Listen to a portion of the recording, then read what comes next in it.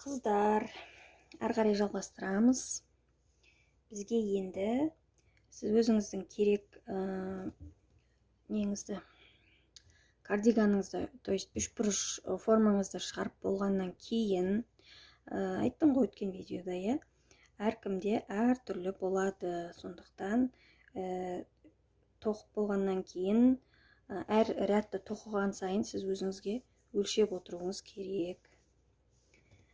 Ары қарай біз жең тоқимыз. Жеңді тоқу үшін біз осылай отдельно тоқып аламыз. Резиновый осындай формада. Осындай әдемі осындай жең тоқып аламыз. Бұны сосын жалғаймыз оған. Екеуін былай қосып тоқыған кезде мынандай жең болады. Енді бұл клиентімнің қолы, білегі сәл жуандау, сондықтан мен бостау болып істедім. Бұлай қысып та істеуге болады. Бұны біз қазір қалай тоқимыз, мен көрсетемін. Дәл осылай, сосын жіпті кішкене қалдырамыз, өйткені мынаны жерін қосып тоқып немесе жаңағы тоқитын специально инемен тігіп жіберу үшін. Кеттік ары қарай. Көрсетейін. Жіпті аламыз. Ең оңай способ бұл.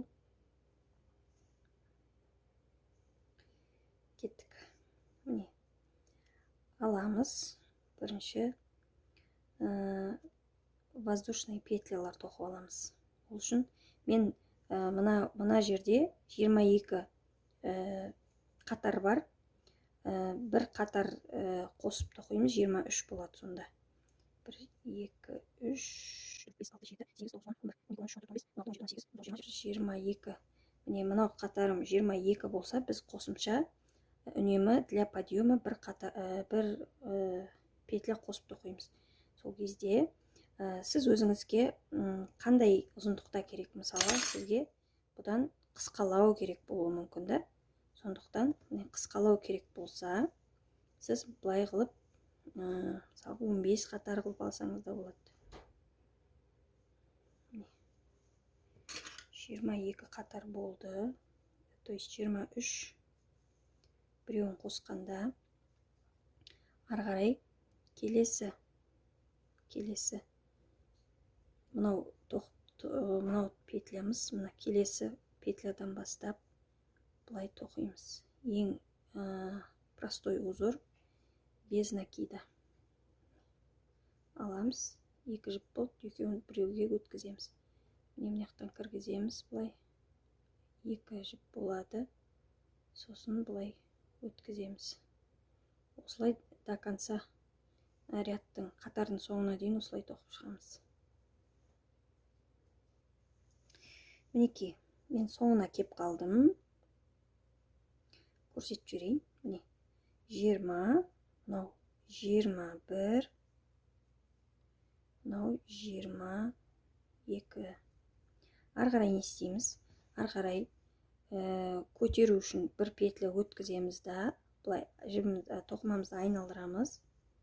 Да, мынау тұрған, мынау ортасында көрініп тұр ғой, мына петлялар. Сол петляның былай неқтан алмаймыз, біз мына ортасынан аламыз былай. Біреу саналады. Жаңа көтерген санамаймыз. Енді ғана біреу тоқыдық. Қараймыз ортасына. Мына жерден кіргіземіз. 2. Міне. 3. Міне осылай кете береміз. 4. 5. Міне. Мен 21 қатар тоқыдым. 22-шіні көрсетіп жүрейін. Міне. Ең соңғы қатар міне өзі көрініп тұр. Осы жерден тоқимыз. 22-ші өткіземіз. Міне. Осылай басында ирелеңдеп қалады. Тоқып не алғаннан кейін нормально болады. Ары қарай қайтадан көтереміз. Бір петля. Қайтадан дәл жаңағыдай айналдырамыз да, қайтадан былай тоқимыз. 1, 2, 3, санап отырамыз. 4, 5, 6. Так, ары қарай кеттік қыздар. Некен? менің екі мынандай жеңім дайын болды. Бұны қалай бірдей қылып тоқимыз? Бұны тоқыған кезде былай санайсыз. Немесе былай қойып қоясыз да, бастаған жеріңізді дәл солай қойып қоясыз. Мысалы, бастаған жеріңізде мынандай қысқа жіп болды ғой. Сосын былай қоясыз екеуін. Сосын рядтарды санаймыз. 2, 3, 4, 5, 6, 7, 8, 9, 10, 11, 12, 21 болды. Мына жерде де 21. Сосын міне екеуі бірдей. То есть былай есептейміз. Нормально келеді. Ал енді екінші жеңі. Ары қарай кеттік. Жеңді қалай саламыз? Жеңді былай саламыз. Менің негізгі кардиганым өте үлкен көлемді болды. Барлығы экранға сыймауы мүмкін, бірақ киіп көрген кезде анық көрінеді. Былай мынау ортасы, мынау тұрған. Көрініп тұр ма? Мынау қақ ортасы. Центр деп айттық қой. Сосын осылай қоямыз. Мынау шеті міне. Центрдің ең соңы мынау. Енді мына үшбұрыш кардиганымызды былай мына екі ұшын біріктіреміз да, мына бұрышпен біріктіреміз. Үшеуін былайынан қос ұстаймыз да.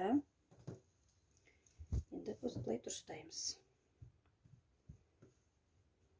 Жеңді салу үшін бірінші дұрыстап теңдей қылып осылай бұрыштарын біріктіріп аламыз. Сосын мынау тұрған. Мынау сол кезде мынау алды ғой енді. Киген кезде мынау алды. Ал мынау екі қолы. Жеңі осы жерге салынады. Енді қараңыздар. Осы үш бұрыш киіммен былай сәл жылжытам да көрсетем қалай салатынымызды.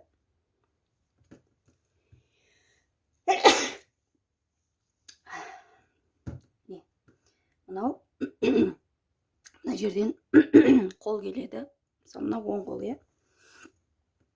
аламыз да, мынаны да дәл осылай. Мына ұзын жіпті астына қаратыңыздар, өйткені қосып тігуге ыңғайлы болады. Мынаны аламыз да, мына жеңді бүктейміз қақ ортасынан. Мына бұрышпен мына бұрышты сәйкестендіреміз. Міне, көрдіңіз бе? Сол кезде мына жең салынады. Міне, былай болады жең. Салған кезде. Былай қосып, мына жағын қосып тіккен кезде, мынаны қосып тіккен кезде кәдімгі жең болады. Қазір салған кезде, тіккен кезде көрсетем. Тоқимыз. Енді қараңыздар. Міне. Мынаған келу керек та. Енді санаймыз. Центрі қайсы болады сонда? Центр мына жер болады. Мына жер болады, центр. Әрқайсысына екеуден қойғанда біз мына жерден бастаймыз. 1, 2, 3, 4 ар жағында. 1, 2, 3, 4 или 5. Осы жерден келесі астындағы мына жерге айналып келуіміз керекпіз. Көрініп тұр ма? Кеттік. Қалай тоқуды көрсетем. Негізі мен тігем өзім. Көрсете салайын міне. Былай бастаймыз. Бірінші крепить етіп алайық мына жерге жіпті.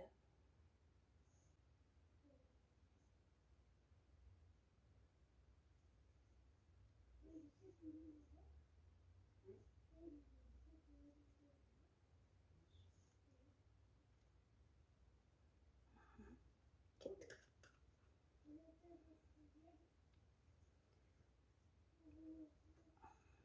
Мына басынан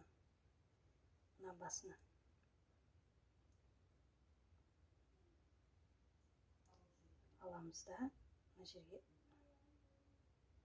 кіргіземіз. Болды, осылай тоқи береміз. Кеттік. Міне, бір мына көрініп тұр ғой, мына бір мына узордың тұсынан, бір мына теріс беттегі узорына шұңқыр болып тұрады ғой, мынандай сызық. Осыдан бір мынадан осылай бір ілмектен алып отырамыз. Аламыз. Яқтан аламыз да. Бір мына узордың үстінен прямо аламыз осылай. Біреу яқтан аламыз. Осылай кете береміз.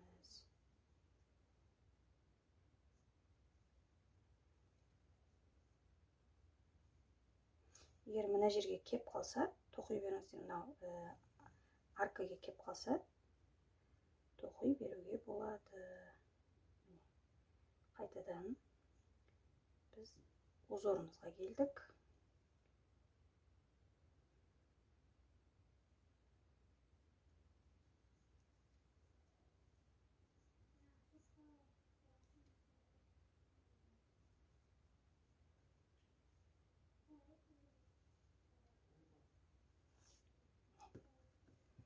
Осылай болып шығады.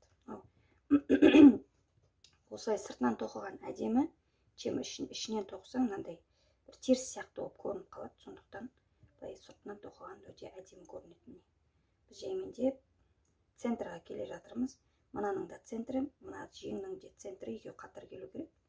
Сосын мына бетті де осыны былай до конца тоқып шығамыз. Сол кезде бұл былай болады. Сосын барып мына жерді қоса саламыз. Ешқандай да қиын емес. Мінекей қыздар, жеңі менде дайын. Центр мен мына центр сәйкес келді, ортасы. Міне. Енді мына жерді қосу керек. Біз как раз қараңыздар. Мына жерге кеп тұрмыз ғой. Мынаны үзіп қоймай тұра тұрыңыздар. Өйткені біз әлі мына жерді қосуымыз керек. Сондықтан келген жерімізден жалғастырамыз. Қараңыздар. Армен қарай, келген жерімізден мына жерді қосып тастаймыз.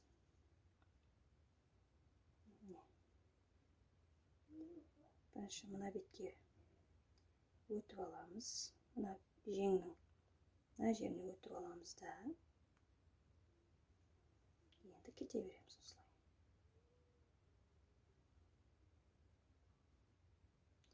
Бұлай тоқуға да болады негізі, білдіртпей.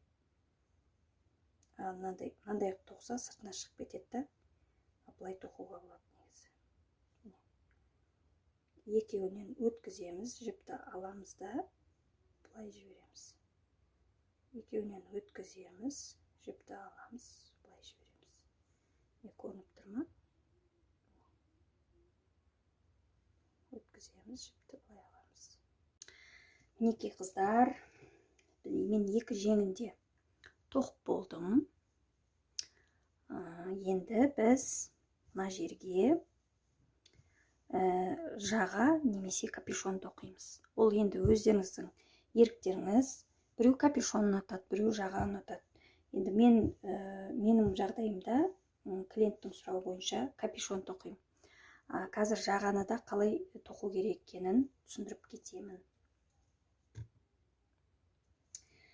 Олай болса, жалғастырамыз. Қалай тоқитынын көрсетіп жіберейін. Мынау центрдан, мынау центральный ортадағы узордан былай қарай 15, былай қарай 15, мынандай арка санаймыз. Мынаны қосқанда 15 болу керек.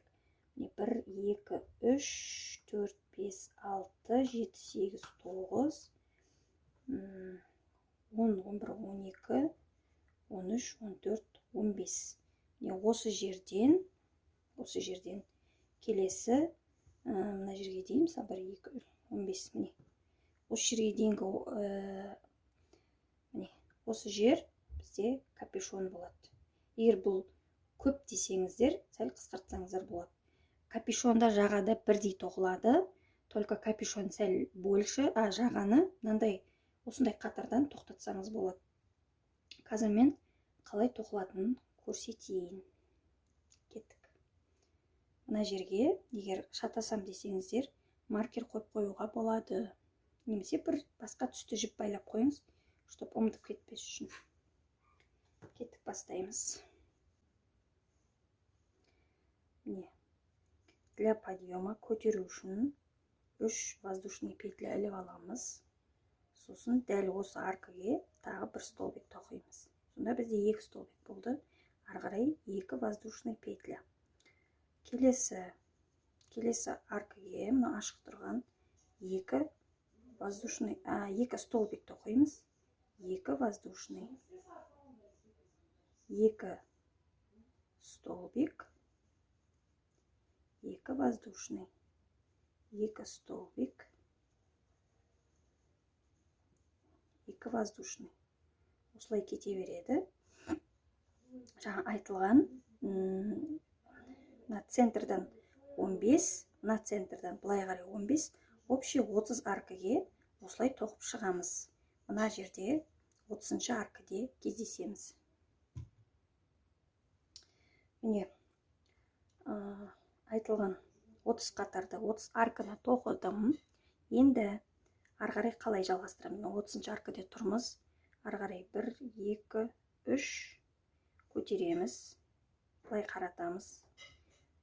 Сосын тағы да 2 қосымша воздушный петля. Общий 5 петля тоқимыз да. Былай керісінше қаратамыз да. Ары қарай мына аркаден бастап тоқи береміз. Дәл жаңағыдай 2 столбик, 2 воздушный. 2 столбик, 2 воздушный.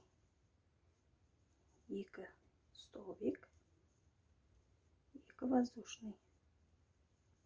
Дәл осылай екінші қатарды тоқып шығамыз. Бұл жерде сәл бұл үшбұрыш емес квадратный болғаннан кейін басы мен аяғын бітіру сәл қиындау болуы мүмкін. Сондықтан көрсетіп отырамын осылай. Енді мына қатарға келеміз. Мына жерде кездесеміз. Міне, екінші қатардың соңына келдім. Екінші қатарды қалай тоқитынымды көрсетемін. Міне, 2 воздушный тоқыдық. Ары қарай последний арканы тоқимыз. 2 петляны тоқимыз. Және 2 воздушныйды аламыз да былай ең соңғы неге петляға бойына кіргіземіз. 1 столбик тоқимыз. Міне, 1 столбик қана тоқимыз. Болды. Қайтадан 1, 2, 3 қайырамыз. Енді бізде уже арка пайда болды. Осыған сразу 1 столбик тоқимыз. Сонда мынаумен 2 столбик болады. Ары қарай 2 воздушный. Қайтадан айналдырамыз.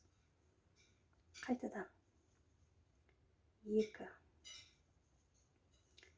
столбик, 2 воздушный. Міне қыздар, 3-ші қатардың соңына келдім. 2 воздушныйды тоқыдым. Енді мына аркаге осы қатардың соңғы 2 столбигін тоқимыз. Болды, осымен аяқтаймыз. Қайтадан 1, 2, 3, 4, 5 петля тоқимыз. Өйткені 3-і для подъема, 2-і мына жердегі воздушный петля болып саналады.